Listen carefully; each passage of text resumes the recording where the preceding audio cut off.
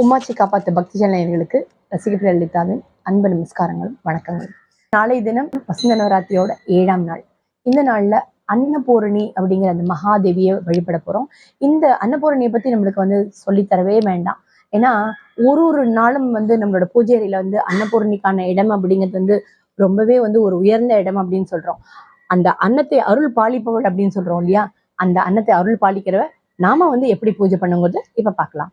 வசந்த நவராத்திரி 7ஆம் நாள் ஏப்ரல் 5ஆம் தேதி சனிக்கிழமை அஷ்டமி திதியோடு கூடிய அசோகாஷ்டமி அப்படிங்கிற அற்புதமான நாள்ல துர்காஷ்டமியோட தேவியான அன்னபூர்ணி தேவியை நம்ம வழிபட போறோம்.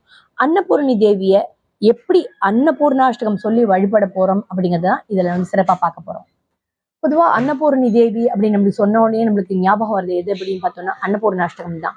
இந்த அன்னபூர்ணாஷ்டகம் அப்படிங்கிறது காசி கஷேத்திரத்துல ரொம்ப பிரசித்தி பெற்ற ஒரு ஆலயம். அதோட அந்த அந்த பிரசித்தி பெற்ற ஆலயத்துல உள்ள அந்த அன்னபூர்ணி தேவியை காசிக்கு போறவங்க எல்லாருமே நம்மளுக்கு அந்த அன்னபூர்ணி தேவியோட அந்த உருவச்சிலையை நம்மளுக்கு வாங்கி கொடுத்து அதை நீங்க வீட்டுல வச்சு பூஜை பண்ணுவாங்க அப்படின்னு சொல்றோம்.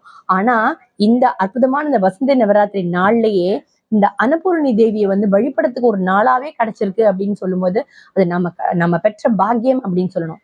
பொதுவா அன்னபூரணி தேவியை வழிபட்டாலே நம்மளுக்கு என்ன சொல்லுவோம், நம்ம தனம் தானியம் பெருகும், அன்னத்துக்கு என்னைக்குமே பஞ்சம் இருக்காது அப்படின்னு சொல்றோம்.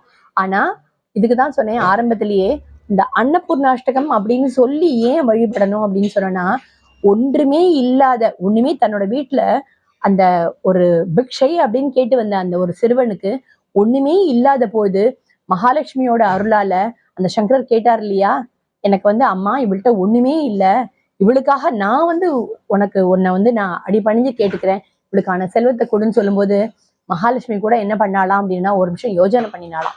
என்ன அப்படின்னு கேட்டோம்னா, அப்பா இவ அவ்வளவு புண்ணியம் பண்ணல, அதனாலதான் இவளுக்கு இவ்வளவு கர்ம பலன், அதனாலதான் இன்னைக்கு அன்னத்துக்கே அவ்வளவு கஷ்டப்படுறா.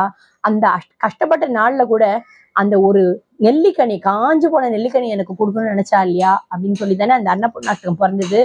அந்த காஞ்ச நெல்லிக்கனி கொடுக்கும்போது தங்க நெல்லிக்கனியா நம்மளுக்கு மாறி கிடைச்சது இல்லையா.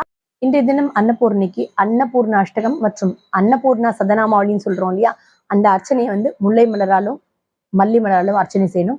இன்றைக்கான பிரசாதம் பால் பாயசம் மற்றும் தேங்காய் சாதம் அப்படின்னு சொல்றோம். மற்றும் பால் கலந்த இனிப்புகள்ல என்ன நம்ம கொடுத்தாலும் அந்த தேவி அற்புதமா ஏற்று நம்மளுக்கு அருள் பாலிப்பா.